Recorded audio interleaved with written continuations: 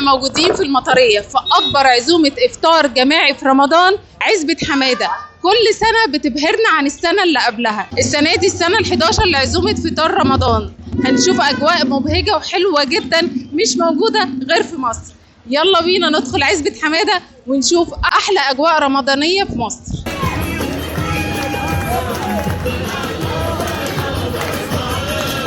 دلوقتي موجودين في المطبخ، الشارع ده كله معمول مطبخ وبيطبخوا فيه. تعالوا نشوف اجواء هنا. الحمد لله 11 سنة ولسه مكملين وعاملين 50,000 وجبة السنة دي الحمد لله.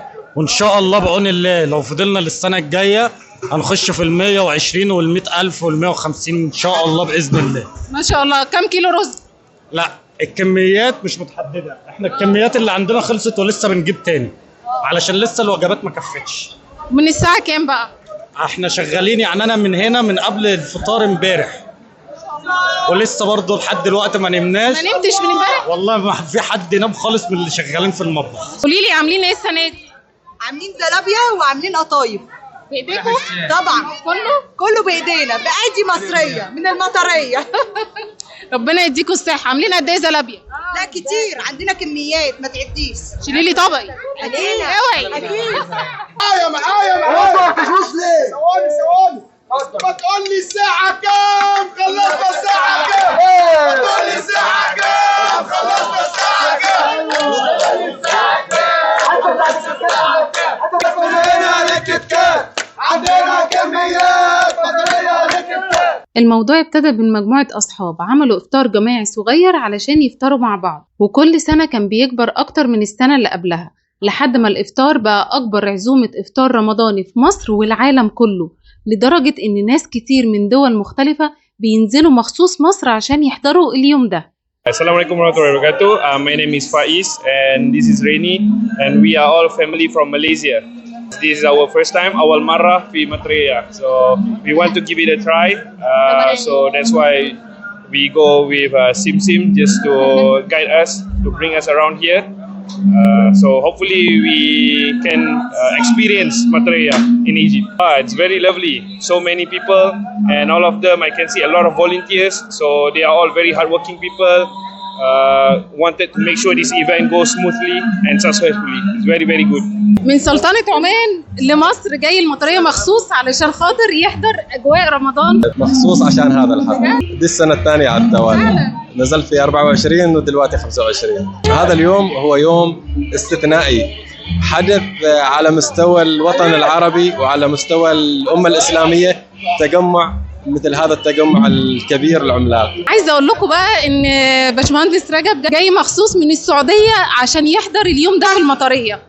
جو جميل جدا ويعني بنفتقده في اي مكان، فبالتالي انا فعلا جاي مخصوص عشان احضر الفتره ديت وارجع تاني. مش موجوده في اي بلد في العالم يعني، بس هي في مصر بس. يعني انا حريص بقالي يمكن 11 سنه كل سنه لازم اجي اليوم دوت. اهل عزبة حمادة ناس جميله جدا على قد التعب اللي بيتعبوه علشان اليوم ده ينجح، الا انهم بيفرحوا علشان شايفين الناس مبسوطه، وستات ورجاله وصغيرين وكبار كله هناك بيشتغل وايده في ايد التاني علشان يخدم الناس اللي جايه. النهارده عيد.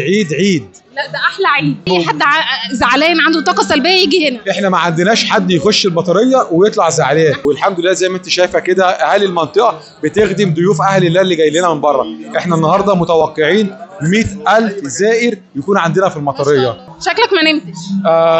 احنا ما حدش فينا نام الحمد لله، بس احنا من اللي احنا شايفينه من الفرحه ديت مش حاسين بتعب، لان الحمد لله الصوره اللي احنا شايفينها ديت مخليانا في طاقه زياده. كل سنه وانتم طيبين ويا رب على خير نشوفكم كل سنه معانا. السنة ال11 غير، وبإذن الله نفرح الناس دي كلها، وبإذن الله نفطر الناس دي كلها. والحمد لله احنا بايتين بقالنا 3 أيام في الشارع، 3 أيام محدش من الناس دي كلها نام.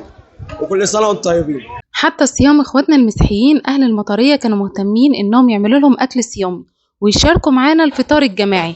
بجد اجواء وروح جميله مش هتلاقوها غير في مصر. شايفين بقى العماره اللي مكتوب عليها افرحوا يا بنات؟ انا عرفت بقى ان هم كاتبين الجمله دي بالذات علشان العماره كلها فعلا بنات، والشارع ده مكتوب على كل عماره مطريه بلغه مختلفه، صيني على روسي على هيروغليفي. حتى لغة الإشارة هتلاقوها موجودة. بجد حاجة تفرح إن هم مهتمين بكل الناس وكل التفاصيل. وده بيت العيلة، وزي ما انتوا شايفين الناس الجميلة اللي قاعدة قدام البيت ده هم اللي ساكنين في البيت ده، وفعلا تحس إن هم عيلة مع بعض. وبعد ما فرجتكم الأجواء كلها والحاجات الحلوة دي من تحت، تعالوا بقى أوريكم المنظر من فوق. ولا أروع، حاجة جميلة جدا وكأنها لوحة مرسومة. وزي ما انتوا شايفين الناس ما شاء الله كانوا كتير قوي وكلهم فرحانين ومبسوطين. بجد حسين الجسمي كان عنده حق لما قال رمضان في مصر حاجة تانية.